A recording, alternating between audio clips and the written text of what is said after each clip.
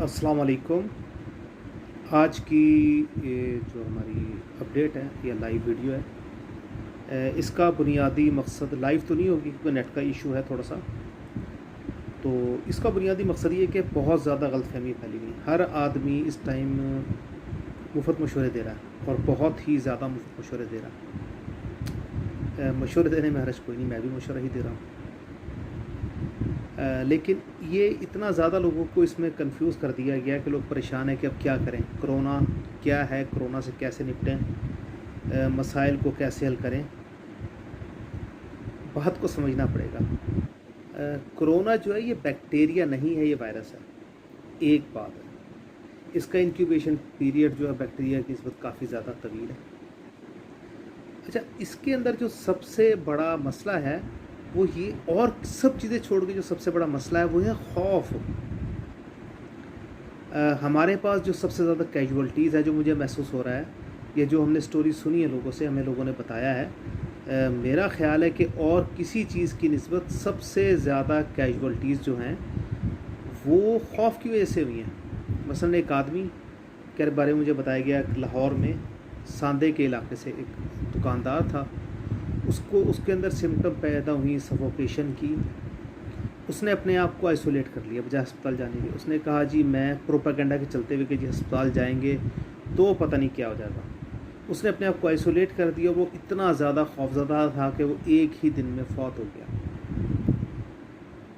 बज़ाहिर कराइन से तो यही महसूस होता है कि हार्ट फेलियर का शिकार हुआ, डिप्रेशन का शिकार हुआ, खौफ का शिकार हुआ।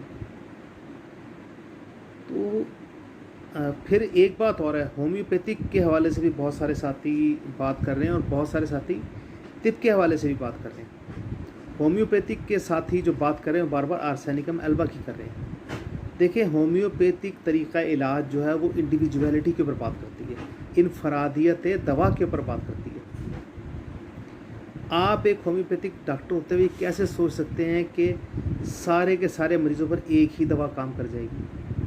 अनडाउटेडली किसी वबा के ज़माने में, किसी बैक्टीरियल इन्फेक्शन या किसी ऐसी एपिडेमिक की सूरत में, लेट्स से डायरिया या कॉलरा की सूरत में शायद कैम्फर काम करती हो, वेरेट्रम एल्बम सब पर काम कर रही हो।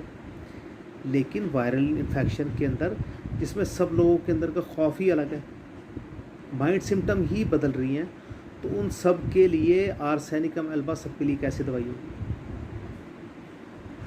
उनको क्यों हम एकोनाइट से स्टार्ट नहीं करेंगे? क्यों इन्फ्लुएंजाइनम की तरफ हम नहीं लेके जाएंगे पेशेंट को? क्यों हमारे जहन में बेसिलिनम नहीं आएगी?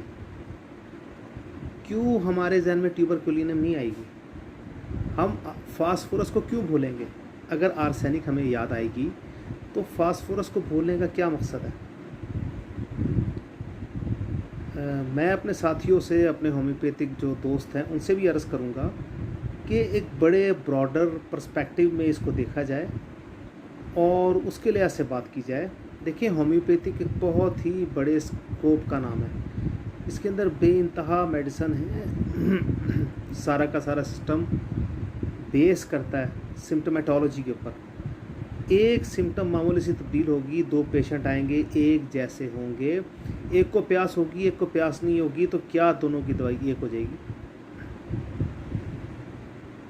एक आदमी शदीद खौफ का शिकार होगा, तपकन का शिकार होगा, उसकी दवाई, और दूसरा आदमी जिसको उतना ज़्यादा खौफ नहीं है, क्या उनकी दवाई एक हो जाएगी? एक आदमी रेस्टलेस नहीं है तो क्या कोरोना उस पर भी काम करेगी? और क्या उसके ऊपर आर्सेनिक एल्बा काम करेगी? थोड़ा सा हौसला कीजिए। देखें, अगर जिस्म कोलैप्स नहीं कर रहा तो क्या आर्सेनिक एल्बा काम करेगी? क्या टाइम जोन ना होने के बावजूद भी आर्सेनिक एल्बा उसी तरह काम करेगी? इसमें कोई शुबा नहीं कि आर्सेनिक एल्बा काम करेगी। लेकिन इम्यूनिटी बूस्टर्स के लिए जो हमारे पास सबसे शानदार दवाई हैं, उनमें से एक दवाई इकिनीशिया है। आप इकिनीशिया को भूल रहे होते हैं, आप ट्यूबरकुलिनियम को भूल रहे होते हैं, आप बेसिलिनम को भूल रहे होते हैं। एक और दवाई है, बहुत कम इस्तेमाल होती है प्रैक्टिस में, एवियारी। जिन लोगों को ट्यूबरकुलिनियम फ़ायदा नहीं करती, बेसिलिनम फ़ायदा नहीं करती, उनको ये दवाई फ़ायदा कर सकती है, करवाती भी है फ़ायदा।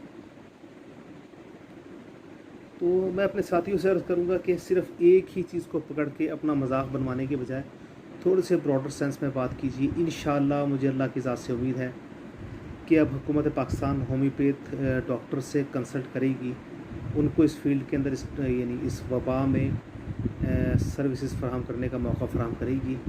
तो मेरी गुजारिशात पर ज़रा ध्यान दीजिएगा। तो इसके अंदर कोई कन्फ्रंटेशन वाली बात नहीं है। आपको अपना मौका बयान करने की खुली आज़ादी है, मुझे अपनी बात करने की आज़ादी है।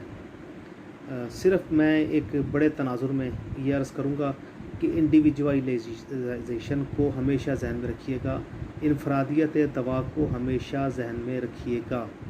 बिलमिसल दवा के बग़ैर मरीज़ ठीक नहीं हो सकता, और क़ुव्वत मुदाफ़त बढ़ाने के लिए बहुत सारी दवाइयों में एक दवाई इकिनीशिया भी है, जो छोटी ताकतों से लेकर बड़ी ताकतों तक सबके अंदर क़ुव्वत मुदाफ़त को बढ़ाती है।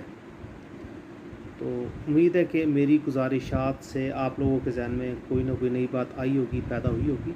मैंने ये आपको अद्वियात नहीं बताई, मैंने सिर्फ एक पॉइंट खोला है आपसे कि जब वो मरीज़ आपके पास आए तो उसकी बुखार की इंटेंसिटी के हिसाब से बेलाडोना या फेरमफास, फास्फोरस, पायरोजैनम, इन सब दवाइयों को जहन में रखिएगा। और मज़ीद ये कि जो आपके इस मरीज़ आएंगे वो सारे के सारे कोरोना के नहीं होंगे, वो मौसमी नज़ला ज़ुकाम के मरीज़ भी हो सकते हैं और गर्मी के बुखार के भी हो सकते हैं। तो थोड़े से ब्रॉड माइंडेड होकर काम कीजिएगा, हौसले के साथ काम कीजिएगा। अगर आपको किसी किस्म की मदद की ज़रूरत होगी तो इस पोस्ट के नीचे मेरा टेलीफ़ोन नंबर दर्ज है, मैं आपकी मदद करने के लिए तैयार हूँ। ये पोस्ट अगर पसंद आए तो इसको चैनल को सब्सक्राइब कर दीजिएगा, लाइक कर दीजिएगा और शेयर कर दीजिएगा। वमा अलैना इल्लल बलागुल मुबीन।